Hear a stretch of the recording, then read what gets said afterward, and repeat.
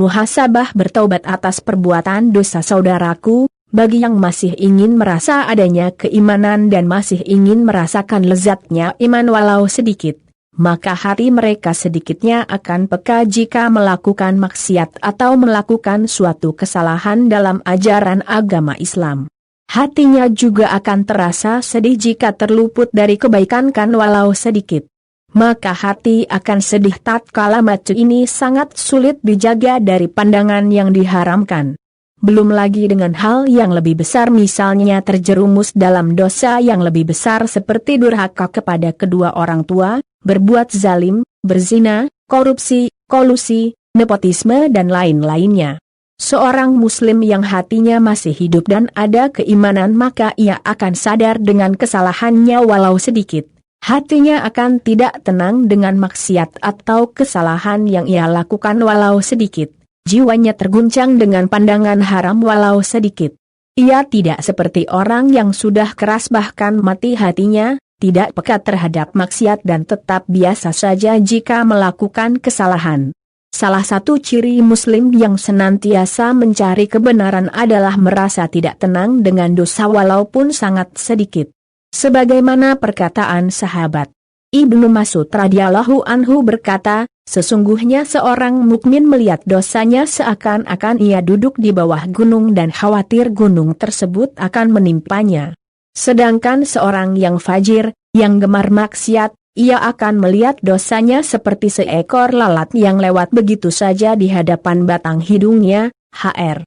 Bukhari nomor 6308, Anas bin Malik radhiyallahu anhu berkata, sesungguhnya kalian mengerjakan amalan dosa di hadapan mata kalian tipis seperti rambut, namun kami, para sahabat, yang hidup di masa Nabi Sallallahu Alaihi Wasallam menganggap dosa semacam itu seperti dosa besar yang membinasakan. Hr.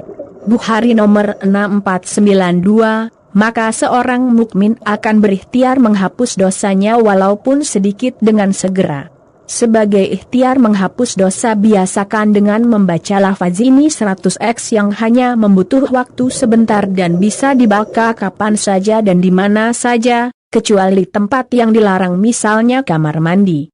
Rasulullah Sallallahu Alaihi Wasallam bersabda, barang siapa membaca Subhanallahi wa bihamdihi, Maha Suci Allah dan segala puji baginya, 100 kali dalam sehari, maka dosanya akan dihapus, meskipun sebanyak buih lautan. Hr. Muslim nomor 4857, saudaraku, mengenai makna buih di lautan.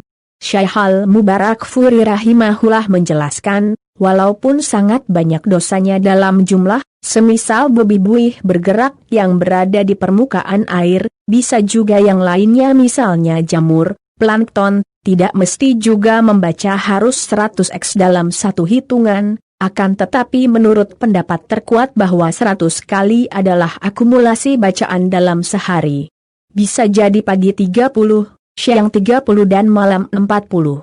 At-Tayyibi rahimahullah berkata, sama saja apakah bacaan tersebut, subhanallah 100 kali, terpisah atau dalam satu kali bacaan, dalam satu majelis atau dalam beberapa majelis, di awal siang atau di akhir siang. Akan tetapi yang lebih baik adalah mengumpulkannya di awal siang, akan tetapi perlu diperhatikan, jangan dengan ada hadits ini, kita jadi meremehkan dosa, berpikir nanti mudah saja akan dihapus sebentar dengan bacaan ini.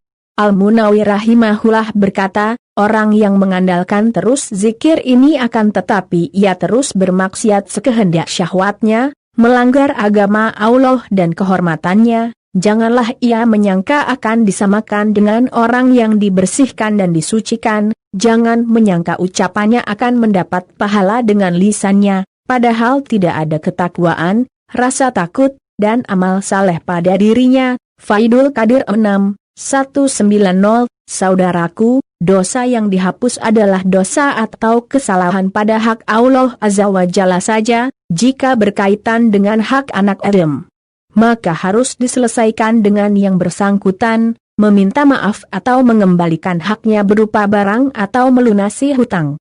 Saudaraku, dosa yang dihapus adalah dosa-dosa kecil, Adapun dosa besar yang dilakukan terus-menerus maka harus bertaubat secara khusus dengan taubat nasuha.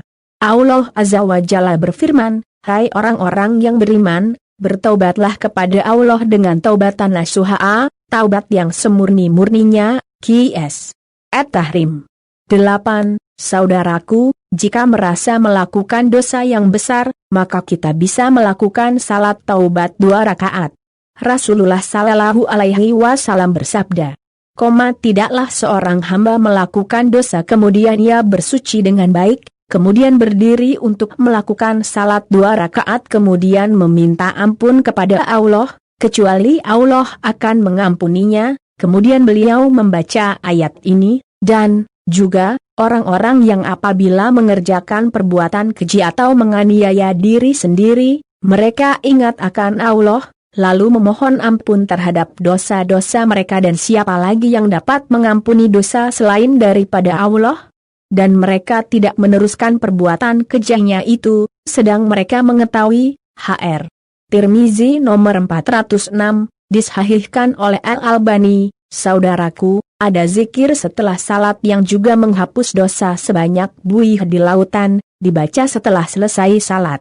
Rasulullah Shallallahu Alaihi Wasallam bersabda, barang siapa mengucapkan tasbih, mengucapkan subhanallah, di setiap akhir salat sebanyak 33 kali, mengucapkan hamdalah, mengucapkan alhamdulillah, sebanyak 33 kali, bertakbir, mengucapkan Allahu Akbar, sebanyak 33 kali, lalu sebagai penyempurna, bilangan 100 ia mengucapkan, tiada Tuhan yang berhak disembah dengan hak selain Allah yang Maha Esa, tidak ada sekutu baginya. Baginya segala puji dan baginya kerajaan. Dia Maha Kuasa atas segala sesuatu, maka aku akan mengampuni dosa-dosanya sekalipun sebanyak buih di lautan. Hr. Muslim, saudaraku, ada nasihat yang patut kita renungkan. Segemuk-gemuk ikan masih ada durinya dan sekurus-kurus ikan pasti masih ada dagingnya. Maknanya adalah sebaik-baik orang kadang masih ada sisi buruknya dan seburuk-buruk orang kadang masih ada terselip sisi baiknya. Saudaraku, Abdullah bin Mas'ud radhiyallahu anhu berkata, biasakanlah melakukan kebaikan, karena sesungguhnya kebaikan itu hanyalah bisa dilakukan dengan kebiasaan. Sahih Mushanaf Abdur Razak, nomor 4742, saudaraku, biasakanlah melakukan amal kebaikan dan jauhilah dari perkara-perkara yang dapat menggerogoti amal kebaikan. 1. Al-istighlal biyubil kholki, sibuk dengan aib orang lain, sehingga lupa pada aib sendiri. Semut di seberang kelihatan sedang gajah di pelupuk mata, tidak kelihatan. 2. Kaswatul kulub, hati yang keras, kerasnya hati terkadang lebih keras dari batu karang. Sulit menerima nasihat. 3. Hubun dunya, cinta mati terhadap dunia, merasa hidupnya hanya di dunia saja maka segala aktivitasnya tertuju pada kenikmatan dunia sehingga lupa akan hari esok di akhirat. 4. Kilatul haya, sedikit rasa malunya, jika seseorang telah kehilangan rasa malu maka akan melakukan apa saja tanpa takut dosa. 5. Tulul amal, panjang angan-angan, merasa hidupnya masih lama di dunia ini sehingga enggan untuk taubat. 6. Dulmun ela yantahi, kezaliman yang tidak pernah berhenti. Perbuatan maksiat itu biasanya membuat kecanduan bagi pelakunya. Jika tidak segera bertaubat dan berhenti maka sulit untuk meninggalkan kemaksiatan tersebut.